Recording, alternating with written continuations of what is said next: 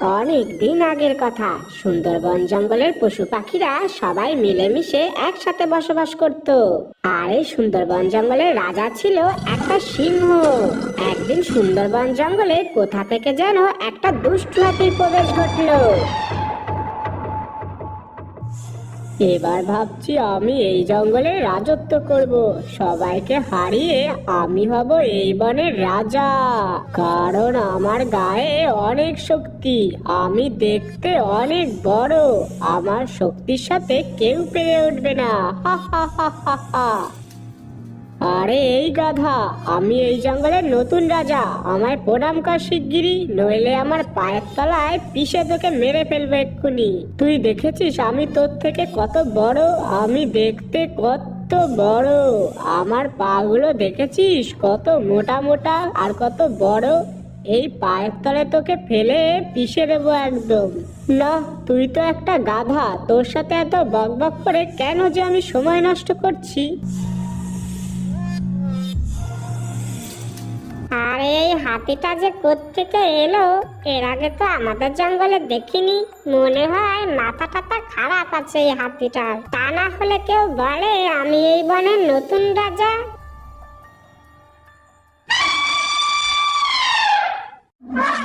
আরে এই পুচকে খরগোশ, দেখ আমাকে দেখ, আমার কত বড় শরীর আর আমার কত মোটা মোটা পা। দেখেছিস আমার অনেক শক্তি রে, অনেক শক্তি।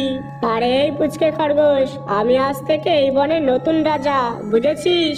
আমাকে আজ থেকে রাজা বলে রাখবি, নতুন রাজা। এবার আমার পথ থেকে সরে দাঁড়াতো, নইলে আমার পায়ের তলে পিষে তোকে মেরে ফেলবো একদম। এই যে, তোমার কি মাথা টাথা খারাপ হলো? এই জঙ্গলে তোমাকে তো এর আগে কখনো দেখিনি। কোথা থেকে এলে তুমি? আর তুমি নিজেকে রাজা বলছো? তবে রে পুচকে খরগোশ, তোর যত বড় মুখ না তত বড় কথা। এক্ষুনি আমার পায়ের নিচে ফেলে তোকে পিষে মেরে ফেলবো, সরে যা আমার সামনে থেকে।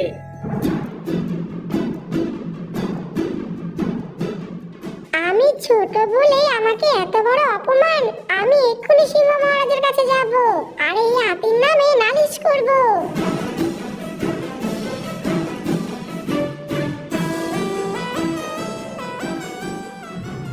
আরে খরগোশ যে, কি হয়েছে এভাবে ছুটতে ছুটতে এলে যে? মহারাজ, আমাদের জঙ্গলে একটা নতুন হাতি এসেছে। সে নিজেকে রাজা বলে দাবি করছে। আমি ছোট বলে আমাকে অপমান করেছে মহারাজ। আর ওই হাতিটির বিশাল বড় শরীর নিয়ে অনেক অহংকার। ঠিক আছে খরগোশ, তুমি চিন্তা করো না, আমি দেখছি এ বিষয়ে কি করা যায়। ঠিক আছে মহারাজ, আমি তাহলে এখন আসছি মহারাজ।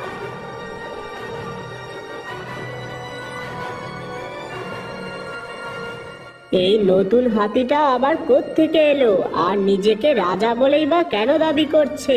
ব্যাপারটা অনেক জটিল ব্যাপার, এটা নিয়ে আমাকে একসময় ভালো করে ভাবতে হবে।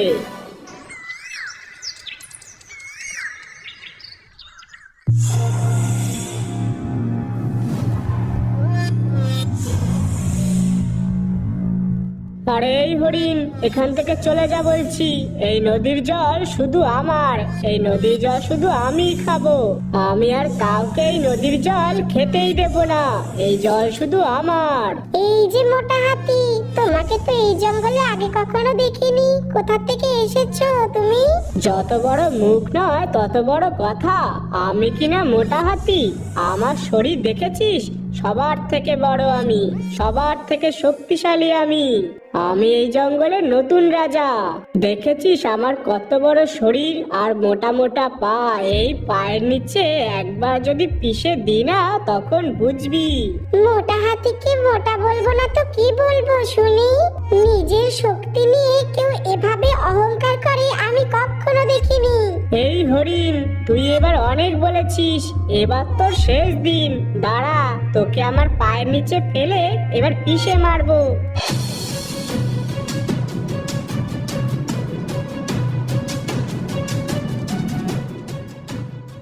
আরে হরিণ, কি হয়েছে? এভাবে ছুটতে ছুটতে আমার কাছে এসেছো তুমি? মহারাজ, আমাদের জঙ্গলে একটা নতুন হাতি এসেছে। সে নিজেকে রাজা বলে দাবি করছে।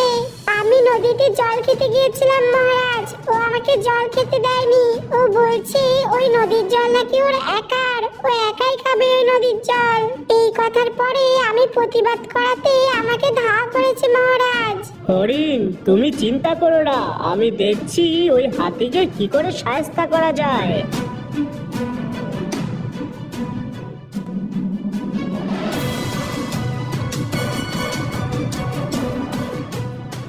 মহারাজ, আপনাকে এত চিন্তিত লাগছে কেন?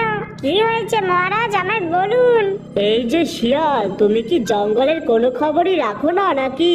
জঙ্গলে একটা নতুন হাতি এসেছে, সে নিজেকে রাজা বলে দাবি করছে। আমার জঙ্গলের পশু পাখিদের ও খুব বিরক্ত করছে। ওই হাতির শরীর নিয়ে নাকি ওর অনেক অহংকার। সত্যি বলতে শিয়াল, ওই হাতির সাথে আমরাও কিন্তু পেরে উঠবো না। শিয়াল, তুমি জঙ্গলে ঢেড়া পিটিয়ে দাও। যে ওই দুষ্টু হাতিকে শায়েস্তা করে জঙ্গল থেকে তাড়াতে পারবে, তাকে আমি তার মন পছন্দের পুরস্কারে পুরস্কৃত করব। মহারাজ, চিন্তা করবেন না, আমি এক্ষুনি গিয়ে জঙ্গলে ঢেড়া পিটিয়ে দিচ্ছি।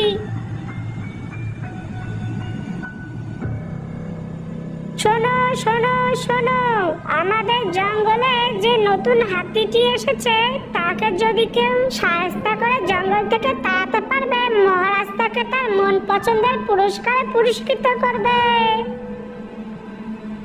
এই যে পিঁপড়ে, তুমি কি শুনেছো? আমাদের জঙ্গলে একটা নতুন হাতি এসেছে।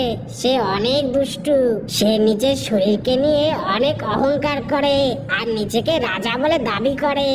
মহারাজ জঙ্গলে ঘোষণা করেছে, যদি ওই হাতিকে কেউ শায়েস্তা করে জঙ্গল থেকে তাড়িয়ে দিতে পারে, মহারাজ তাকে তার মন পছন্দের পুরস্কারে পুরস্কৃত করবে। এই যে ফরিদ বন্ধু, তুমি কি সত্যি বলছো মহারাজ এই কথা বলেছে? তাহলে ধরেই নাও ওই পুরস্কার আমিই পাচ্ছি। এই যে ফরিদ বন্ধু, আমি এখন চললাম ওই হাতিকে শায়েস্তা করতে। এই যে পিঁপড়ে বন্ধু, তুমি কি পাগল হয়ে গেছো নাকি? তুমি করবে হাতিকে শায়েস্তা? হ্যাঁ ফরিদ বন্ধু, আমি করব ওই হাতিকে শায়েস্তা।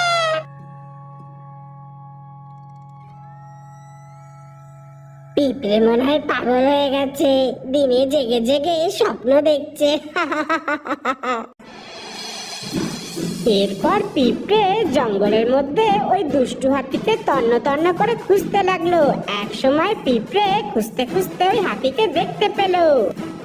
এই তো পেয়ে গেছি, এটাই মনে হচ্ছে সেই দুষ্টু হাতি। দাঁড়াও দুষ্টু হাতি, তোমাকে মজা দেখাচ্ছি আমি। তোমার শক্তি আর এই অত বড় শরীর নিয়ে খুব অহংকার। আজ তোমার অহংকার কোথায় যায় আমিও দেখবো। এরপর পিঁপড়ে দৌড়ে দৌড়ে গিয়ে ওই দুষ্টু হাতির কানের মধ্যে ঢুকে যায়।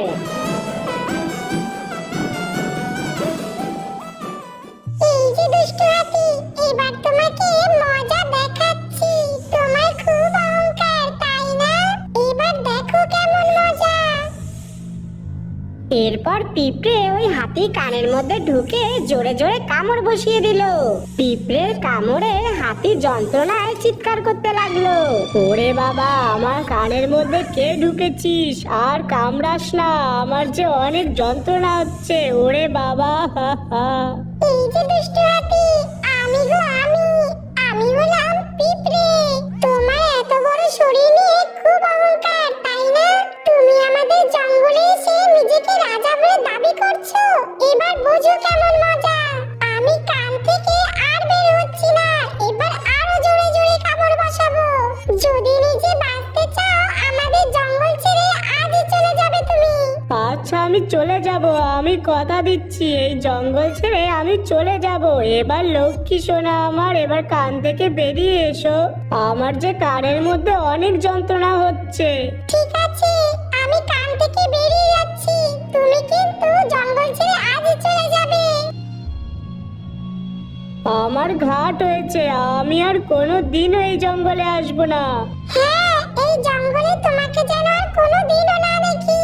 পিঁপড়ের কাছে উচিত শিক্ষা পেয়ে ওই দুষ্টু হাতি সেই জঙ্গল ছেড়ে পালিয়ে যায়। এই যে পিঁপড়ে, আমরা জঙ্গলে এতগুলো প্রাণী রয়েছি, আমরা কেউ সাহস করে ওই হাতির সামনে যেতে পারলাম না, আর তুমি সামান্য ক্ষুদে একটা পিঁপড়ে হয়ে ওই হাতিকে কি করে জব্দ করলে? এই যে মহারাজ, আমাদের সবসময় একটা কথা মনে রাখা উচিত, আকারে বড় হলে শক্তিশালী হওয়া যায় না, গায়ে জোর থাকলেও শক্তিশালী হওয়া যায় না। একদম ঠিক বলেছো ক্ষুদে পিঁপড়ে, আজ তোমার থেকে আমরা নতুন কিছু শিখতে পারলাম। এই যে ক্ষুদে পিঁপড়ে, আমি তো বলেছিলাম যে ওই হাতিকে শায়েস্তা করে জঙ্গল থেকে তাড়িয়ে দিতে পারবে তাকে আমি তার মন পছন্দের পুরস্কারে পুরস্কৃত করব। এবার তুমি বলো তোমার পছন্দের কি জিনিস দিলে তুমি খুশি হবে? মহারাজ, আমি বেশি কিছু চাই না, আমাকে একটা চিনির টুকরো দাও। ঠিক আছে ক্ষুদে পিঁপড়ে, আজ তোমাকে তোমার থেকে বড় একটা চিনির টুকরো দেওয়া হবে।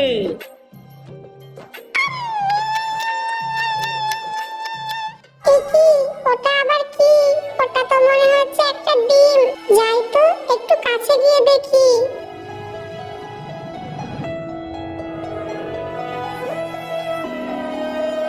প্যাক প্যাক, কেউ চেয়েও পায় না, আর কেউ পেয়েও সেটার মূল্য বোঝে না।